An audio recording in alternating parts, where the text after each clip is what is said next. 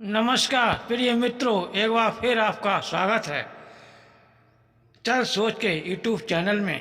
प्रिय मित्रों, आज का नया वीडियो एक नई जानकारी लेकर हाजिर हुए हैं। आज की जो स्टोरी है, आज का जो प्रसंग है, प्रिय मित्रों, ये एक व्यक्ति की विपत्ति की कहानी है। प्रिय मित्रों, आज की कहानी बड़ी ही मोटिवेशनल और ज्ञानवर्धक है। मेरे प्रिय मित्रों, इस कहानी को पूरा सुनिएगा जिससे आप पूरा लाभ उठा सकें। लास्ट में ये व्यक्ति शेर से कैसे बचता है। प्रिय मित्रों, अगर आप इस कहानी पर अमल करते हैं तो आप अपने जीवन में धोखा नहीं खा सकते और कभी भी आप हिम्मत नहीं हार सकते, हार नहीं खा सकते। आपकी हिम्मत बढ़ेगी, आपका हौसला बढ़ेगा। इस कहानी को जरा ध्यान लगा के। प्रिय मित्रों, प्राचीन काल में एक सेठ था नंदू नाम का, और बड़ा ही दयालु और धर्मी और ईमानदार था। अपने गांव के आसपास और अपने गांव में बड़ा नाम था उसका, और हर किसी के काम में आता था। अगर कोई गरीब आदमी आता था तो उसको कोई ज़रूरत पड़ती थी पैसे की, कैसी प्रकार की, तो उसकी मदद करता था गरीब लोगों की। फिर ये मित्रों, दो मियाँ बीवी थे और उनका एक पुत्र था, और ये तीनों प्राणी बड़े आनंद में रहते थे, बड़े आराम से रहते थे, बड़ा सुख में रहते थे। जब इनका बेटा जवान हुआ और जवान होने के बाद उसकी शादी कर दी। शादी होने के बाद फिर सभी लोग और लड़के की पत्नी अब बड़े आराम से रहते हैं। फिर एक दिन सेठ के मन में आया, खाना खा करके शाम को, और सभी लोग इकट्ठा बैठे थे, तो सेठ बोला कि सुनो, अगर किसी पर गरीबी आ जाए, किसी प्रकार की परेशानी आ जाए, तो परदेश को चला जाए और वक्त वहीं काटे, आराम से कट जाएगा। अगर वो गांव में रहता है, कोई काम करता है, छोटा मोटा मजदूरी करता है, तो उसकी गांव वाले क्या, मोहल्ले वाले क्या, सभी लोग मजाक बनाएंगे। इसलिए परदेश में जाना उचित है। और पूरा परिवार बड़े आराम से और कान लगा के सुन रहे हैं बात के लिए। फिर ये मित्रों, फिर कुछ समय के बाद सेठ और सेठानी पर गरीबी आ जाती है, और यहाँ तक कि क्या इतनी गरीबी आ गई कि उसके पास एक एक पैसे को दुखी रहने लगा, एक एक पैसे को मोहताज होने लगा। उसके पास एक एक दाना नहीं है खाने के लिए, और वो बहुत ही परेशान रहने लगा। और मन ही मन सोचता था कि अब मैं ऐसा क्या करूं जिससे कि मैं और अपने बच्चों का पालन पोषण कर सकूं।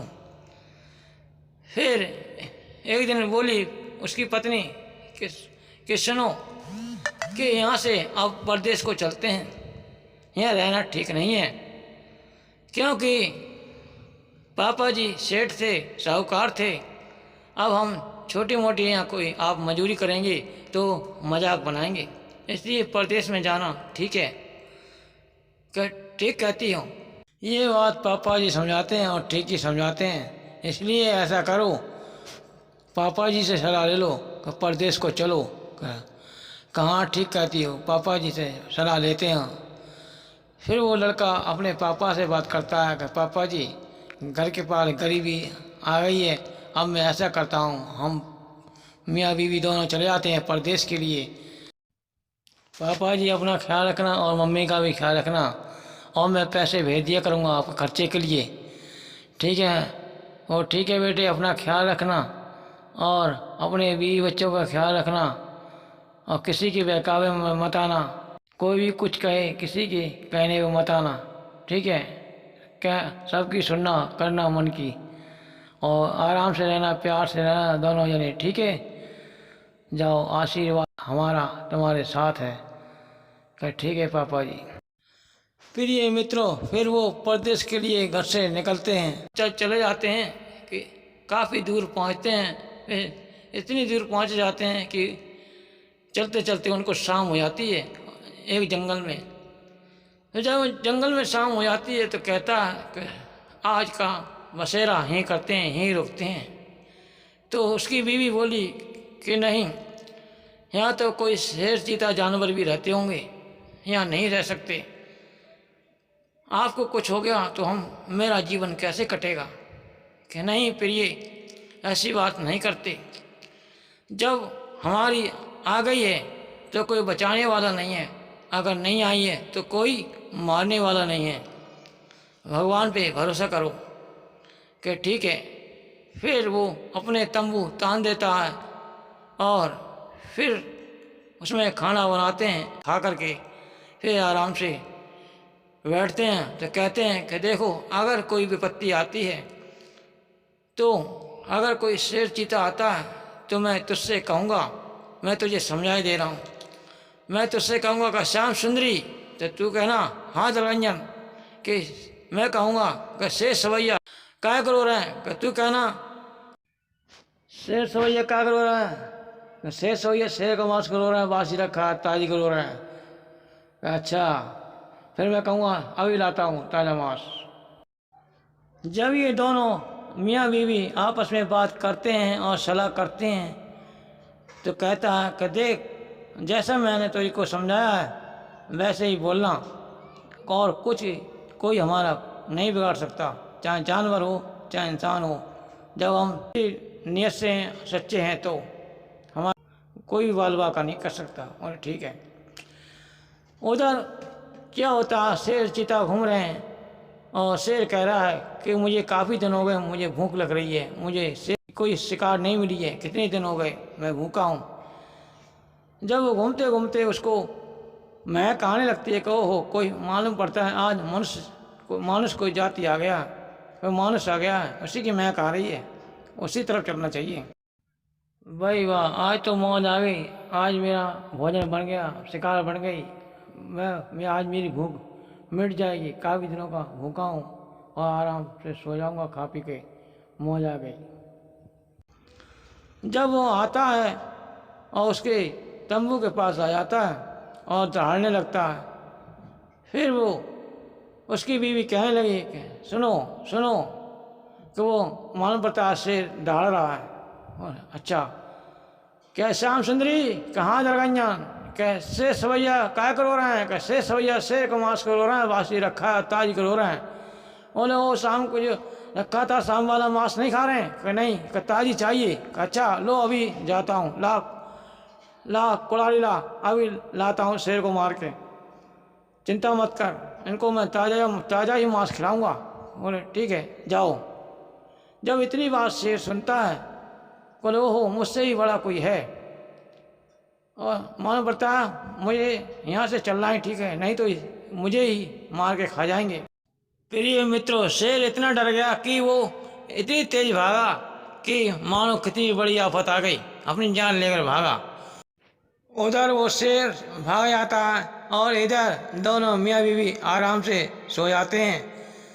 और सुबह जब आँख खुलती है तो दिन निकल आता है। कहते हैं प्रिय चलो अब चलते हैं। उसकी पत्नी कहती है कि अभी चलते हैं, ज़रा चाय नाश्ता कर लें फिर चलेंगे। तो ठीक है, मैं अभी आता हूँ, फिर मैं घूम के आता हूँ, जब चाय नाश्ता बनाइए। मतलब ठीक है।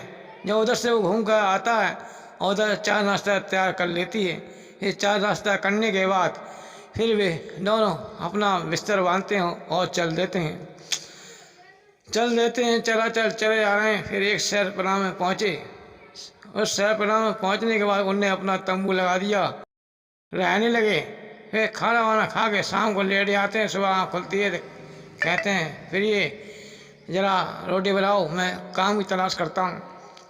बोले ठीक है। फिर वे रोटी बना के तैयार कर देती है और फिर दोनों खाते हैं। फिर वो अपने डेरा से निकल जाता है, काम की तलाश करता है। तो सेठ के पास पहुंच जाता है तो वहाँ काम सेठ के पास मिल जाता। सेठ कहता है कि नाम तुम्हारा क्या है? और फिर वो कहता है मेरा नाम दलरंजन सिंह है। कि अच्छा ठीक है, आप काम करो, जब तक तुम्हारी इच्छा हो तब तक काम करो, ठीक है। क्या ठीक है, और आराम से काम करो, किसी प्रकार की कोई चिंता नहीं करना, कोई परेशानी हो मुझको बताना, और राशन पानी ना हो तो मेरे पास से ले जाना, पैसे ले जाना, ठीक है। मतलब ठीक है लाला जी। फिर वो काम करने लगता है और शाम के लिए सेठ पैसा देता है कि लो राशन पानी ले जाना अपने घर के लिए। कि ठीक है सेठ जी। और राशन पानी लेकर के घर पहुंच जाता है। उसकी बीवी कहती है कि काम मिल गया, कहाँ काम मिल गया। कि ठीक है। प्रिय मित्रों, फिर क्या होता है, दोनों प्राणी मियाँ बीवी आराम से रहने लगे और आराम कर रहे हैं, मौज ले रहे हैं, खा पी रहे हैं, आनंद में ज़िंदगी बीत रही है। फिर उनको याद आया कि मम्मी पापा की याद आई कि हाँ क्यों ना अब मम्मी पापा के लिए पैसे भेज दें। सुनती हो? कहाँ ठीक है भेज दो। फिर उसने क्या काम किया, सुबह उठते ही और डाक खाने गया। डाक खाने में गया और मनी ऑर्डर कर दिया। मनी ऑर्डर कर दिया, उधर पैसे पहुंच जाते हैं।